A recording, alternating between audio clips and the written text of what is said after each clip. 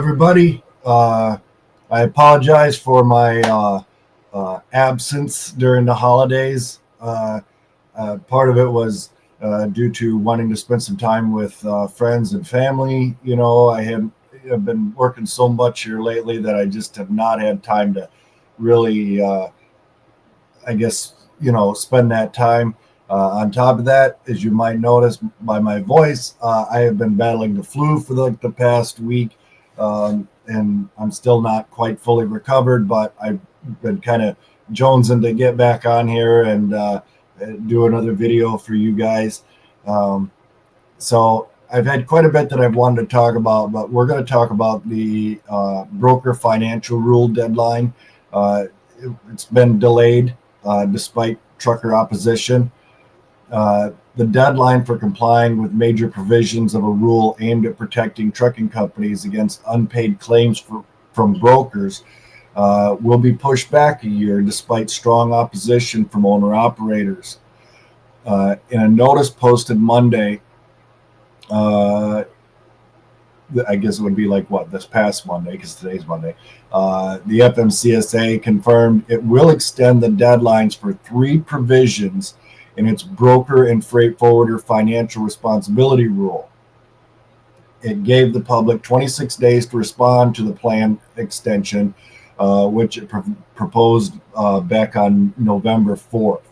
Okay, the broker rule, which took effect in January of this year, contained 5 provisions. 2 had a compliance deadline set for January 16th of 2026, and 3 had a compliance deadline of January 16th, 2025. The 3 provisions that now also have a January 2026. Ever since we switched over a year, I do this all the time. I'm still on 2024, right?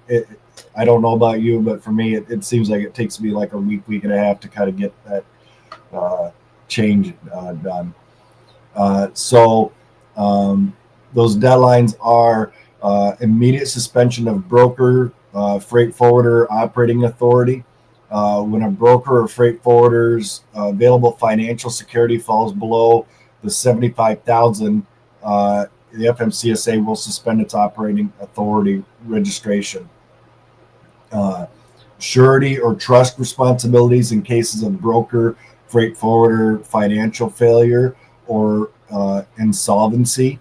If a surety or trustee becomes aware that a broker or freight forwarder is experiencing financial failure or insolvency, it must notify the FMCSA and initiate cancellation of financial responsibility. Enforcement authority and penalties for financial responsibility providers that do not comply with the regulations.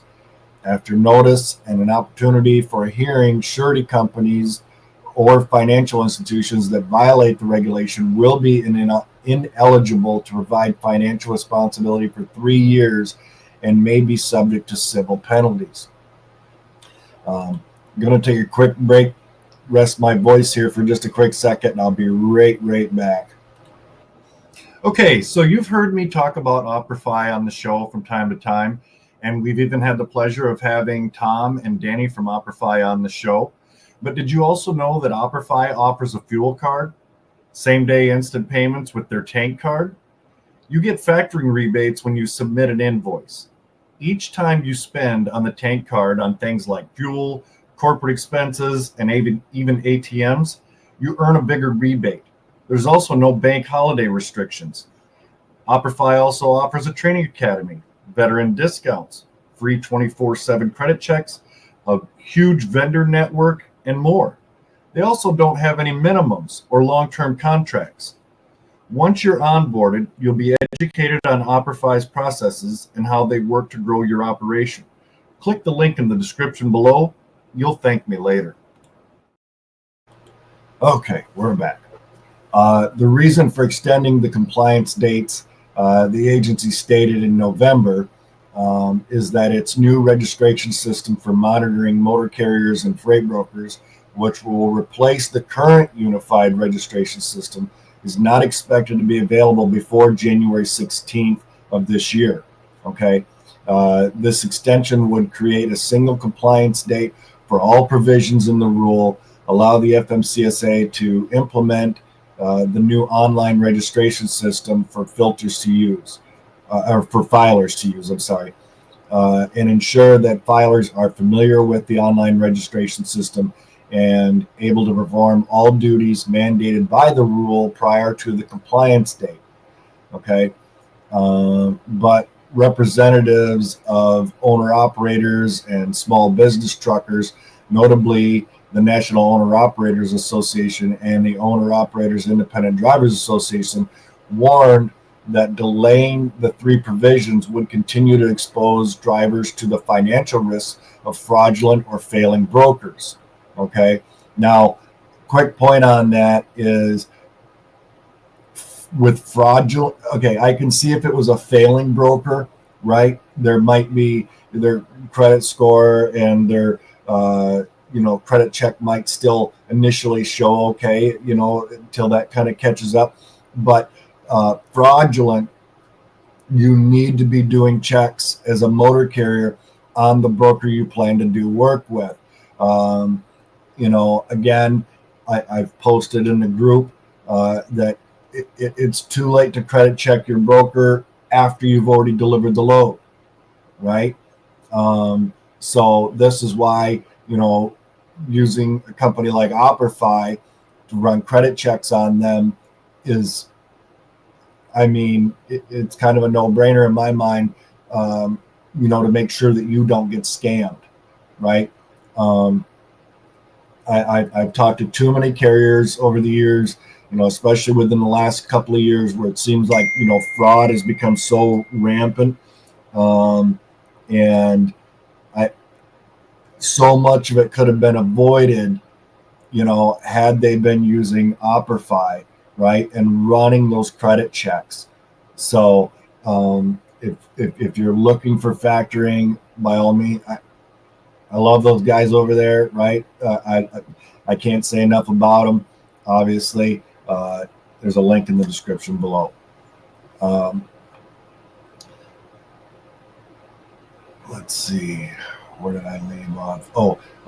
Extending the compliance date until 2026 would not only disadvantage those prepared for the original timeline, but also impede the broader goals of transparency and accountability that this rule aims to achieve.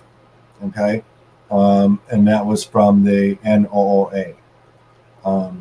Congress enacted these policies over 12 years ago, establishing new financial security requirements and oversight for brokers and freight forwarders.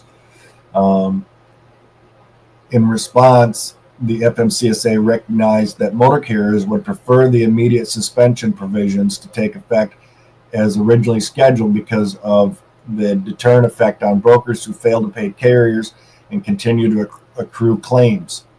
But it also noted that the agency estimates the rule will affect less than 0.5% of property brokers each year, adding, quote, the effects of delaying compliance will therefore not be substantial across the transportation industry.